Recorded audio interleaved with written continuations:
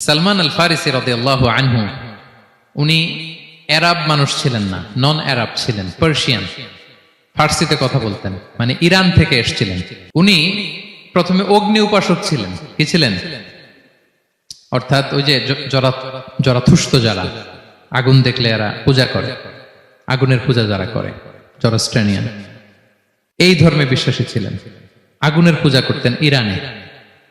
তিনিও আগুনের পূজা করে, তার বাবাও আগুনের পূজা করে।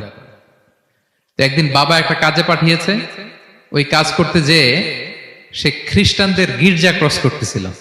ছোট মানুষ গির্জা ক্রস করতে যেয়ে দেখে খ্রিস্টানরা কেমন যেন আলাদা ইবাদত করে, নামাজ পড়ে। এটা দেখে খুব ভালো লাগছে, তার খুব ভালো লাগছে। বাড়িতে এসে বাবারে বলে, বাবা আমি দেখলাম যে খ্রিস্টানরা তাদের চার্চে গির্জায় নামাজ পড়ে, এটা তো অনেক সুন্দর, আমরা যে আগুনের সামনে যা করি এটার চেয়ে ওইটা সুন্দর। বাবা বলে, খাইছে, ছেলে তো আমার শেষ হয়ে যাবে। তো বলতেছে, না না বাবা, আমরা যে আগুনের উপাসনা করি এটাই ভালো। উনি বলেন, না, আমি অনেক চিন্তা করেছি, ওরা যেভাবে গডের কাছে চায় ওইটা শ্রেষ্ঠ।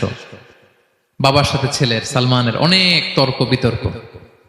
পরে বাবা ভাবলেন, যদি ওকে না আটকাই তাইলে প্রভাবিত হয়ে সে খ্রিস্টান হয়ে যেতে পারে। তো ঝগড়া তর্ক বিতর্ক শেষে তার পিতা তাকে শেকলবন্দি করলো। কি করলো? পায়ে শেকল লাগায় রাখছে।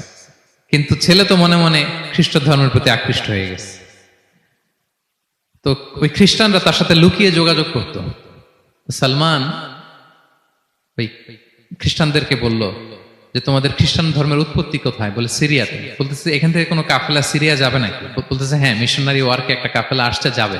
বলতেছে, যেদিন যাবে আমাকে বলবে।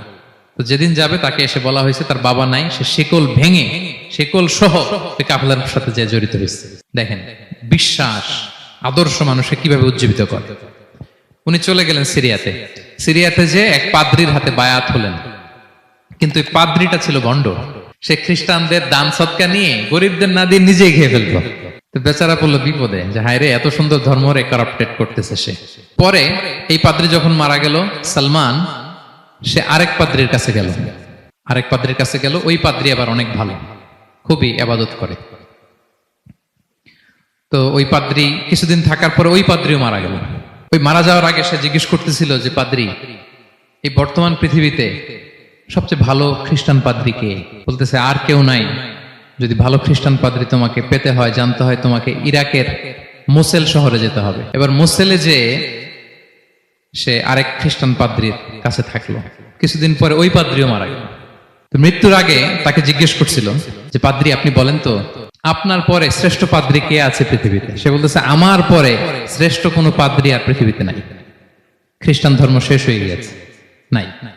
তবে জেনে রেখো, শেষ জামানার নবী আসার সময় ঘনিয়ে এসছে।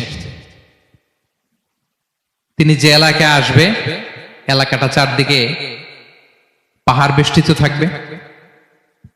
চারদিকে থাকবে পাহাড়, খেজুরের বাগান, মরুদ্যান। তাকে চেনার আলামত আছে। কি আছে? আলামত আছে। এক নম্বর আলামত হচ্ছে, ওই শেষ নবীকে দানের খাবার দিলে তিনি খায় না, কিন্তু উপহার দিলে সে নেয়, খায়। আর তার পিঠে দুই কাঁধের মাঝখানে একটা নবুয়তির মোহর আছে। সুবহানাল্লাহ। যদি পারো তার কাছে যে বায়াত হও। সালমান আল ফারিসি পাগল হয়ে গেছে ওনার সন্ধান পাওয়ার জন্য। কিভাবে যাবে, কিভাবে যাবে? তো উনি কিছু ছাগল পালতেন। একটা কাফেলা তিনি পেলেন, যে কাফেলা আরব কাফেলা, বনু কালবের কাফেলা, আরব দেশে যাচ্ছে। তাদের সাথে তিনি চুক্তি করলেন যে, আমার যত ছাগল আছে এই ছাগলগুলো তোমাদের দিয়ে দিব, তোমরা কি ওই এলাকায় আমাকে পৌঁছে দিবা? তারা বললেন, হ্যাঁ, পৌঁছে দিব। সব ছাগল দিয়ে দিলেন, রওনা হইলেন ওই এলাকায়। মাঝপথে তারা তার সাথে জুলুম করলো, অন্যায় আচরণ করলো। তাকে